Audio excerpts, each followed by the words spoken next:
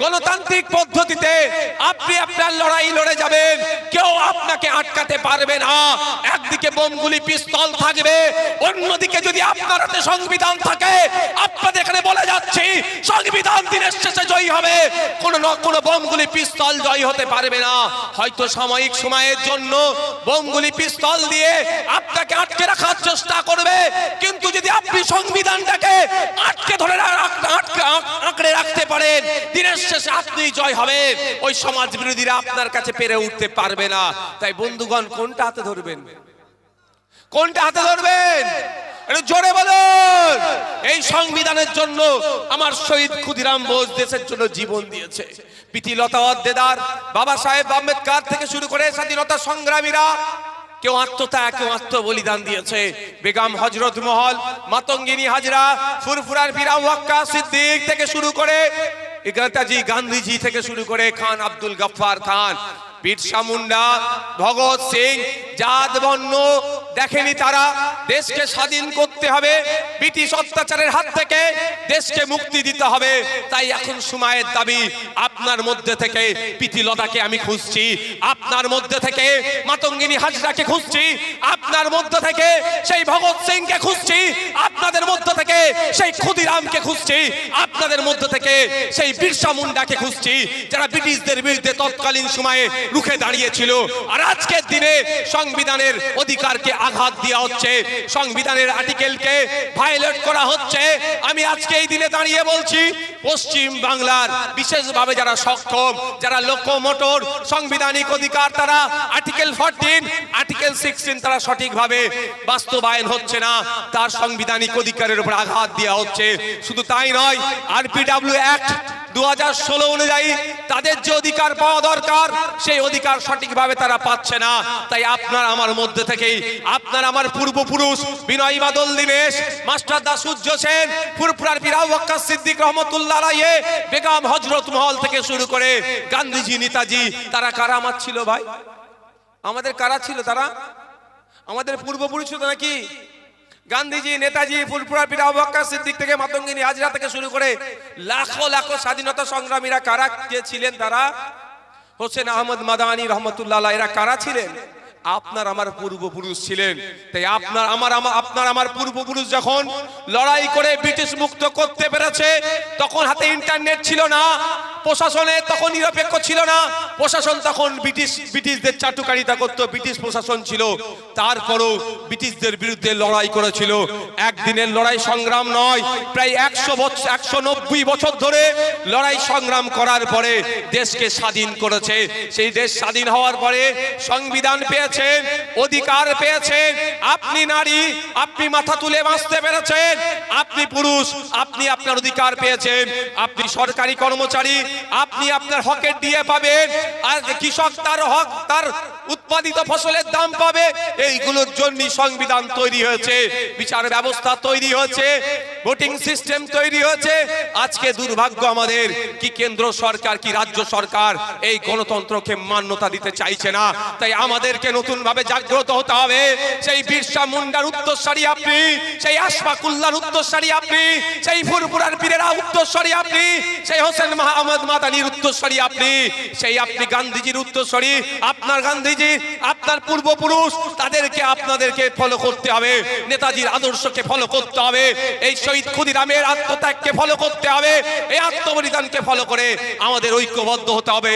সংবিধানের পাতায় যেগুলো লিপিবদ্ধ আছে সেটা বাস্তবায়নের জন্য আমাদের সকলকে লড়াই সংগ্রাম জারি রাখতে হবে।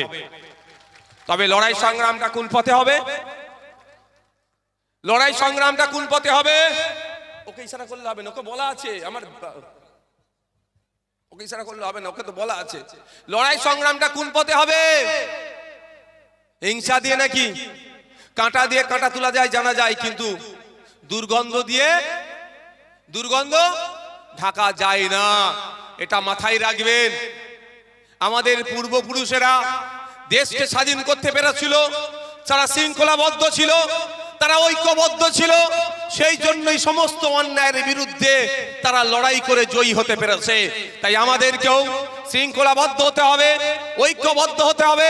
আপনি কোন ওয়েতে প্রোটেস্ট করাবেন, আর্টিকেল 19-এ যান, সেখানে আপনাকে বলে দেওয়া আছে প্রোটেস্ট করার, প্রতিবাদ করার রাইট আপনাকে দিয়েছে। সেই ডেমোক্রেটিক ওয়েতে আপনাকে আমাকে লড়াই করতে হবে, সংগ্রাম করতে হবে, প্রোটেস্ট করতে হবে। কোনো মতেই হিংসার পথে যাওয়া যাবে না। কারণ হিংসা চোখ, এই আমি যখন আসছিলাম আমাদের শাহাবুদ্দিন সিরাজি মনে বলছিল চোখের বদলে যদি চোখ তুলে নেওয়া হয়, বাস্তব কথা, কেউ একজন চোখ তুলেছে, তারপরে যদি আমিও চোখ তুলি, তাহলে পৃথিবীতে একদিন তো সবাই অন্ধ হয়ে যাবে। তাই বন্ধুগণ, সেটাই আমাদেরকে মাথায় রাখতে হবে। আমাদেরকে দলবদ্ধ হতে হবে। কে হিন্দু, কে মুসলমান, কে খ্রিস্টান, কে দলিত, কে আদিবাসী, আমাদের দেখার প্রয়োজন নেই। এন্ড অফ দা ডে আমরা ভারতীয়, এটাই আমাদের পরিচয় হবে। ধর্মীয় পরিচয় থাকবে, সামাজিক পরিচয় আমরা ভারতীয়। এর থেকে বড় পরিচয় আমাদের সামাজিকভাবে আর কেউ নতুন করে দিতে পারবে না। শুভেন্দু অধিকারী মহাশয়ের কথা শুনছিলাম, হিন্দু হিন্দু ভাই ভাইয়ের গল্প শোনাচ্ছে, কিন্তু শুভেন্দু বাবুকে অনেক আগে আমি চ্যালেঞ্জ করেছি, শুনেছি নাকি শুভেন্দু বাবুর অনেক পেট্রোল পাম্প আছে, আরে আপনার তেলের পাম্প আছে, তো আপনি পাম্পের সামনে বড় করে লিখে দিন হিন্দু হিন্দু ভাই ভাই, মুসলমানকে তেল বিক্রি নাই। তাই তো বুঝতে পারবো। ব্যবসাটা যখন চাইছেন, তখন আপনি হিন্দু আর মুসলমানের ফারাকটা রাখছেন না।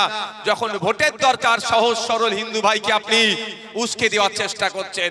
আমি আপনাদের একটা নাম বলবো, গত বছরে আরজিকর হসপিটালে আপনার আমার বাড়ির মেয়ে একটা খুন হয়েছিল, তার জন্য আমরা প্রতিবাদ করেছিলাম। আমি জোর গলায় বলবো, সারা পশ্চিম বাংলায় যত রাজনৈতিক দল আছে, তারা যত না প্রতিবাদ করেছে, ইন্ডিয়ান সেকুলার ফ্রন্ট, এই মালিক মোল্লারা, শাহাবুদ্দিন সিরাজিরা, বিশ্বজিৎ মাইতিরা, তাপস চ্যাটার্জিরা, এরা সব থেকে বেশি প্রতিবাদ করেছে। তার ধর্ম দেখেনি, তার সাথে যে অন্যায় হয়েছে তার পরিবার নাই পাই যাতে সেই আন্দোলন আমরা করেছি। আমরা কি দেখলাম, পরিশেষে সিবিআই মামলাটা টেক ওভার করলো, সিবিআইয়ের হাতে মামলা গেল।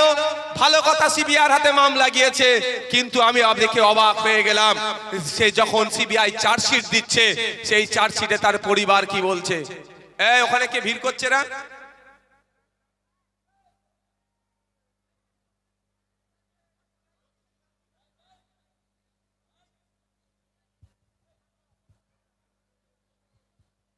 সিবিআই যখন চার্জশিট জমা দিল, আমরা দেখলাম, এবার তিলোত্তমার পরিবারও দেখলো যে অন্যায় হয়েছে এই চার্জশিটে, এই চার্জশিট সঠিক নয়, এরা খুনি আরো জড়িয়ে আছে। আমরা চার্জশিটের কপি তুলে দেখলাম, ওই চার্জশিটে উল্লেখ আছে যে ওই রাত্রিরে 54 থেকে 55 জন ওই করিডোরে যাতায়াত করছিল, কিন্তু তাদেরকে সিবিআই নাকি চিনতে পারেনি। এটা বিশ্বাস হয় না। সিবিআই চিনতে পারেনি কি কথা? হয়তো হতে পারে দিল্লির সিবিআই সেই জন্য চিনতে পারেনি। তাহলে আমাদের উচিত কি ছিল, যে সিবিআই আমাদের কাছে পাবলিক ডোমিনে ওই 54-55 জনের ছবিটা পাবলিশ করে দেয়া এবং জিজ্ঞাসা করা এই 54-55 জনকে পাবলিক ডোমিনে দিয়ে দেওয়া, যে আপনারা যদি নাম ঠিকানা খুঁজে পান, তাহলে সিবিআই এর কন্ট্যাক্ট নাম্বার ছেড়ে দাও, যে আমাদেরকে বলো। যদি দেখতে পাই আমাদের পাড়ার কোনো কুলাঙ্গার আমাদের বাড়ির মেয়েটাকে হত্যা করলো, খুন করলো, তার পরিচয় আমরা সিবিআই হাতে তুলে দিতাম, সিবিআই তাকে গ্রেফতার করতো। কিন্তু এটা করেনি। কিন্তু সিবিআইটা কে চালাচ্ছে? কেন্দ্রীয় মন্ত্রী অমিত শাহ। থাকলে বস নাই, বসুক না, করে পাকা ছেলে বড় যে যারা আছে বসাও। কিন্তু আমরা কি দেখলাম, সিবিআইয়ের হাতে মামলা যাওয়ার পরেও সঠিক বিচার পেল না। আমরা ধর্ম দেখে প্রতিবাদ করি না। কিন্তু আজকে শুভেন্দু বাবুকে আমি একটা প্রশ্ন করতে চাই, আপনি হিন্দু হিন্দু ভাই ভাই বলেছিলেন, তিলোত্তমার ধর্মীয় পরিচয়টা একটু আপনার কাছ থেকে জানতে চাই। নিশ্চিতভাবে সে মুসলমান ধর্মের নয়, কিন্তু আমরা মুসলমান হিন্দু দেখিনি, অন্যায় হয়েছে তার প্রতিবাদ করেছি। কিন্তু শুভেন্দু অধিকারী হিন্দু হিন্দু ভাই ভাই স্লোগান দিল। এখন প্রশ্ন আমরা করব, তিলোত্তমা এখনো বিচার পেল না কেন? তাই বন্ধুগণ, কে ধর্মীয় উন্মাদনা তুলে আপনাকে আমাকে বিভাজন করার চেষ্টা করছে, এই ধর্মীয় উন্মাদনার ফাঁদে আপনারা পড়বেন না। প্রশ্ন করতে হবে আপনাকে আমাকে, আওয়াজ তুলতে হবে আপনাকে আমাকে। এখানকার যে আমি আস্তে আস্তে দেখছিলাম বেশ কয়েকটি প্রাইমারি স্কুল পড়লো, যাবার সময় আপনারা জিজ্ঞাসা করে যাবেন প্রাইমারি স্কুলগুলোতে রেশিও মেনটেন হচ্ছে না, অর্থাৎ যে পরিমাণ ছাত্র আছে সেই শিক্ষক নাই, এই প্রশ্নটা তোলা আমাদের দরকার ছিল। তার পরিবর্তে কে হিন্দু কে বড় মুসলমান, এই নিয়ে লড়াই আপনাকে আমাকে লাগিয়ে দিয়েছে। আপনাকে আমাকে প্রশ্ন করা দরকার ছিল 2022 সালে 2012 থেকে 2024 পশ্চিম বাংলায় 25,000 স্কুল কেন বন্ধ হয়েছে, এর জবাবটা চাওয়া দরকার ছিল। তার পরিবর্তে আপনাকে আমাকে মানে আপনি কত বড় হিন্দু আর ইনি কত বড় মুসলমান এই পরীক্ষায় ফেলে দিয়েছে। তাই বন্ধুগণ, যে 25,000 স্কুল প্রাইমারি স্কুল বন্ধ হয়েছে, এই প্রাইমারি স্কুলে অন্য কেউ পড়াশোনা করেনি, ওই আপনাদের বিধায়কের ছেলে মেয়েরা, পরিবারের ছেলে মেয়েরা পড়াশোনা করেনি, সাধারণ খেটে খাওয়া দিন আনে দিন খাওয়া পরিবারের ছেলে মেয়েরা পড়াশোনা করছে। তাই বন্ধুগণ, আমার বলার উদ্দেশ্য এটাই যে আপনাকে আমাকে শিক্ষার আওয়াজ তুলতে হবে, আপনাকে আমাকে আওয়াজ তুলতে হবে। হসপিটালে ডক্টর নেই কেন, আপনাকে আমাকে আওয়াজ তুলতে হবে। রাস্তাঘাটে মেরামত হচ্ছে না কেন, আপনাকে আমাকে আওয়াজ তুলতে হবে। কৃষক তার উৎপাদিত ফসলের দাম পাচ্ছে না কেন, আপনাকে আমাকে আওয়াজ তুলতে হবে। এই যে পুলিশের বন্ধুরা আছে কেন 8 ঘন্টার বেশি ডিউটি করবে, এরাও সরকারি কর্মচারী। একটা পুলিশ 10 ঘন্টা নয়, 12 ঘন্টা নয়, 14 ঘন্টার উপরে ডিউটি করছে, এটা মেনে নেওয়া যায় না। পুলিশ আমাদের পরিবারের একটা গুরুত্বপূর্ণ সদস্য, তারা 8 ঘন্টার কেন বেশি ডিউটি করবে, এই আওয়াজ আপনাকে তুলতে হবে। মমতা ব্যানার্জি থানার সংখ্যা বেরিয়ে দিচ্ছে, তাতে আমার কোনো অসুবিধা নাই। আমি তো মনে করি পাড়ায় পাড়ায় থানা হোক, তাতে আমার কোনো যাই আসে না। আমি হিংসা মুক্ত সমাজ চাই। যদি নতুন বেশি বেশি থানা করে হিংসা মুক্ত করা যায়, তাহলে পাড়াতে পাড়াতে থানা করে দিলেও নওশাদ সিদ্দিকী আইএসএফের কোনো অসুবিধা হবে না। কিন্তু প্রশ্ন এটা আমার, কেন একটা থানাতে আপনি অফিসার বেশি দেবেন না, কনস্টেবল বেশি দেবেন না, লেডি অফিসার বেশি দেবেন না? যে 2-4টে লেডি অফিসার আছে তাদেরকে 10 ঘন্টা নয়, 12 ঘন্টা নয়, কেন 14 ঘন্টা ডিউটি করতে হবে? এই দাবি আমাদেরকে তুলতে হবে, কারণ পুলিশ আমাদের পরিবারের মধ্যে পড়ছে। তো এই দাবিগুলো আমাদের তুলতে হবে। এর পরিবর্তে আপনাকে আমাকে কি করাচ্ছে? কে বড় হিন্দু কে কত বড় মুসলমান, তার পরীক্ষায় ফেলে দিচ্ছে। আপনি আমি ধর্মের নাম শুনলেই তো আর কোনো ব্যাপার নাই। ধর্ম অবশ্যই, ধর্মকে আমরা মানি, নিজের ধর্মকে পালন করি, অন্য ধর্মকে রেসপেক্ট করি। কিন্তু আমায় প্রশ্ন তুলতে হবে, সরকারি কর্মচারীরা কেন্দ্রীয় সমাহারে দিয়ে পাচ্ছে না কেন? অন্য অন্য স্টেট যদি কেন্দ্রীয় সমাহারে দিয়ে দিতে পারে সরকারি কর্মচারীদের, পশ্চিম বাংলার সরকারি কর্মচারীরা কেন পাবে না? এই আওয়াজ তুলতে হবে। এই আওয়াজ তুলতে হবে কৃষক তার উৎপাদিত ফসলের যাতে 3 গুণ দাম পায়। স্বামীনাথন কমিশন বলছেন কৃষক তার উৎপাদিত ফসলের 3 গুণ দাম দিতে হবে। কেন পাচ্ছে না? এই দাবি আপনাকে আমাকে করতে হবে। তাই বন্ধুগণ, বক্তব্য আমি আর দীর্ঘায়িত করব না। আমি একদম এবার শেষের দিকে আসছি। আমি একটা প্রশ্ন আপনাদের করতে চাই। এই প্রশ্নটা অনেকের রাগ হতে পারে, আমার কিছু করার নাই। প্রশ্নটা হচ্ছে এটাই, এই উত্তরটা আমি চাই। প্রশ্নটা আপনাদের করছি, যেটাই ওয়াকফ সংশোধনী আইন করে কেন্দ্রের বিজেপি সরকার বকলমে আপনার মসজিদ, আপনার মাদ্রাসা, আপনার ঈদগাহ, আপনার কবরস্থান কেড়ে নেওয়ার অপচেষ্টা চালাচ্ছে। আর সেখানে মমতা ব্যানার্জি বলেছিলেন আমি থাকতে পশ্চিম বাংলায় এই আইনকে লাগু হতে দেব না। কিন্তু মমতা ব্যানার্জি এই কেন্দ্রের বিজেপির আইনকে মেনে নিল। আপনার এলাকার লোকাল বিধায়কের ভূমিকা কি? আপনার মাদ্রাসা বাঁচানোর জন্য, আপনার মসজিদ বাঁচানোর জন্য, আপনার কবরস্থান বাঁচানোর জন্য, আপনার ঈদগাহ বাঁচানোর জন্য কোনো ভূমিকা আছে? তাহলে আপনি ওই জনপ্রতিনিধিকে লাভ কিছু হবে? আমি আপনাদের জানিয়ে যাই, আপনার বিধায়কের উচিত ছিল সুপ্রিম কোর্টে গিয়ে একটা মামলা করা। ভাঙড়ের বিধায়ক নওশাদ সিদ্দিকী সুপ্রিম কোর্টে গিয়ে মামলা করেছে। আপনাদের মাদ্রাসা, আপনাদের মসজিদ, আপনাদের ঈদগাহ এখনো যে যতটুকু সুরক্ষিত আছে অন্য কারোর জন্য নয়। আমাদের মতো গুটি কয়েক মানুষ যারা মামলা করে এখনো পর্যন্ত টিকিয়ে রেখেছে। মাথায় থাকবে তো নাকি? না ভুলে যাবে? আপনাদের বলে রাখি, কেন্দ্র সরকার কেন এই আইনটা করেছে? মুসলমানদের সম্পত্তি কেড়ে নেওয়ার জন্য শুধু নাকি? না, শুধু এক ঢিলে একাধিক পাখি মারছে। শুধু মুসলমানদের সম্পত্তি কাড়ার লক্ষ্য নয়, ওই যে ভ্যালুয়েবল প্রপার্টি গুলো যে কটা পুরাতন শহর আছে, কলকাতা, মুম্বাই, ব্যাঙ্গালোর, গুজরাট, দিল্লি, হরিয়ানা, সারা ভারতবর্ষে যত পুরাতন শহর আছে খোঁজ নিয়ে দেখুন, 10টা যদি মোস্ট ভ্যালুয়েবল প্রপার্টি থাকে তার মধ্যে 2-4টে ওয়াকাফের প্রপার্টি আছে। ওই প্রপার্টিগুলো এখন মোদিজির বন্ধুর নজর পড়েছে, শিল্পপতিদের নজর পড়েছে। ওখানে তারা স্টার হোটেল বানাবে, আমোদ প্রমোদের জায়গা করবে, কিন্তু এমনি ভাবে তো কেড়ে নিতে পারে না। তাই মোদির বন্ধুর পছন্দ হয়েছে, বন্ধুকে গিফট করার জন্য মোদিজি এখন আইনের মাধ্যমে কাটতে চাইছে। কিন্তু এই কাঁড়াটা শুধু মুসলমানদের আঘাত দিচ্ছে না, ইন্ডিয়ান এভিডেন্স অ্যাক্ট থেকে শুরু করে বিভিন্ন আইনকে আঘাত দিচ্ছে, সংবিধানের একাধিক ধারাতে আঘাত দিচ্ছে। তাই আমরা সংবিধান প্রেমী মানুষেরা সংবিধানকে প্রোটেক্ট করার জন্য, রক্ষা করার জন্য এর যেমন প্রতিবাদ করছি, কিন্তু আমরা আগামী দিনেও দেখছি আজকে এরা ওয়াকাফের সম্পত্তি লুট করছে, কালকে এরা গুরুদুয়ারা সম্পত্তি লুট করবে, পরশুদিন এরা জাহের থানের সম্পত্তি লুট করবে, তারপরের দিনে এরা গরম থানের সম্পত্তি লুট করবে, তারপরের দিন এরা গির্জার সম্পত্তি লুট করবে, এরপরে তারা হিন্দু সমাজের ধর্মীয় সম্পত্তিগুলোকে, এই মন্দিরের দেবদেবীর নামে সম্পত্তিগুলোকে লুট করার চেষ্টা করবে। তাই শুরুতেই যদি না একে আটকে দেওয়া যায়, এরা আগ্রাসী এই ফ্যাসিস্ট সরকার একটাও ধর্মস্থানের জায়গা সুরক্ষিত রাখবে না, সবটা এরা ব্যক্তিগত স্বার্থ চরিতার্থের জন্য দখল করে নেবে নতুন আইনের মাধ্যমে। গত কয়েকদিন আগে দেখছিলাম যে বিভিন্ন পেপার পত্রিকাতে, বিভিন্ন সোশ্যাল মিডিয়ার মাধ্যমে দেখতে পাচ্ছিলাম যে আরএসএস এর সদর দপ্তর দিল্লিতে আছে, তাদের গাড়ি পার্ক করার মতো জায়গা আর পাচ্ছিল না। 1400 বছরের নাকি 140 বছর, প্রায় 140 বছরের, সরি 1400 নয়, 140 বছরের পুরাতন একটি মন্দিরকে তারা ভেঙে চুরমার করে দিয়ে, উড়িয়ে দিয়ে ওই জায়গাটাকে খালি করে এদের গাড়ি পার্কিং এর জায়গা করছে। তাহলে বুঝুন, এদের যখন প্রয়োজন হবে ওয়াকফ সম্পত্তি আইনের মাধ্যমে নিয়ে নেবে। এদের প্রয়োজন হয়েছে গাড়ি পার্কিং করব, মন্দির ভেঙে গুড়িয়ে দিয়ে গাড়ি পার্কিং করছে। এরা এই রাজনীতি করে। তাই আমাকে আপনাকে সজাগ সতর্ক হতে হবে। এখানে হিন্দু মুসলমান দলিত আদিবাসীর ব্যাপার নয়, এখানে আমাদের জনগণের ব্যাপার, নাগরিকের ব্যাপার দাঁড়াচ্ছে। ঐক্যবদ্ধ হতে হবে, দলবদ্ধ হতে হবে। সামনে 2026 সাল আসছে, এর জবাব আমরা গণতান্ত্রিক প্রক্রিয়াতে দেব, সেই জায়গা আপনাদের আছে। দেখুন, সংবিধান আপনাকে পাওয়ার একটা দিয়েছে, সব থেকে বড় অস্ত্র সংবিধান আপনার হাতে তুলে দিয়েছে। আর্টিকেল 326 ইটস মিন আপনাকে ভোটদানের পাওয়ার দিয়েছে।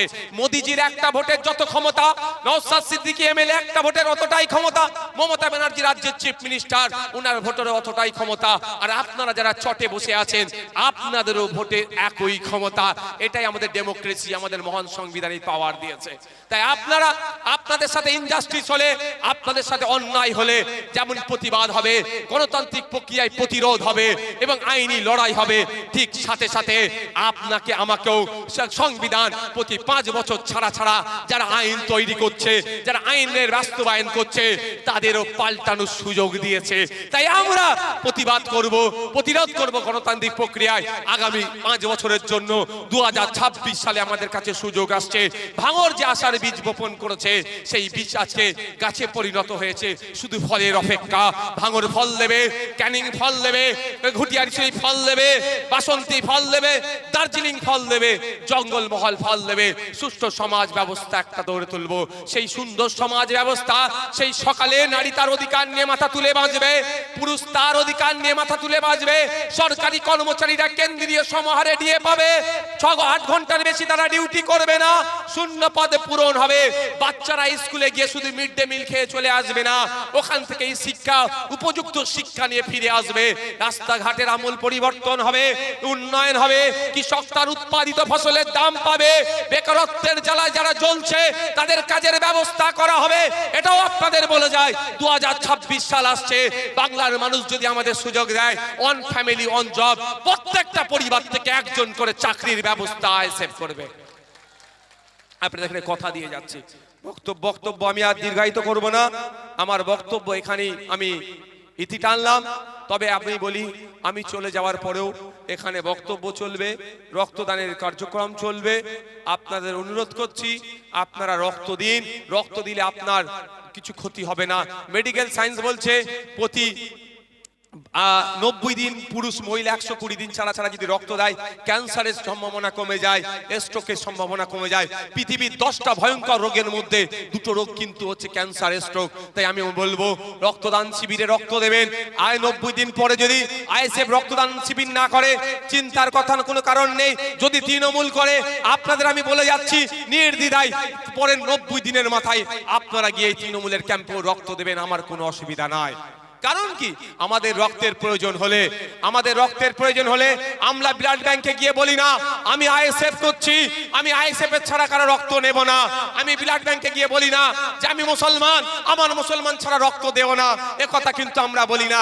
আমরা তখন গিয়ে বলি আমার অমুক গ্রুপের রিকুইজিশন ফর্মটা নিয়ে যাই, যেই গ্রুপ আছে সেই গ্রুপের রক্ত নেওয়ার কথা বলি। তাই আপনি যখন ব্লাড ব্যাংকে গিয়ে যখন ধর্ম দেখেন না, রং দেখেন না, রাজনৈতিক পরিচয় দেখেন না, তাহলে আমি আপনাদের বলে যাই যখন রক্তদান শিবিরগুলো হবে সেই শিবিরের ধর্মীয় পরিচয় দেখার দরকার নেই, রাজনৈতিক রং দেখার দরকার নেই, সামাজিক পরিচয় দেখার দরকার নাই।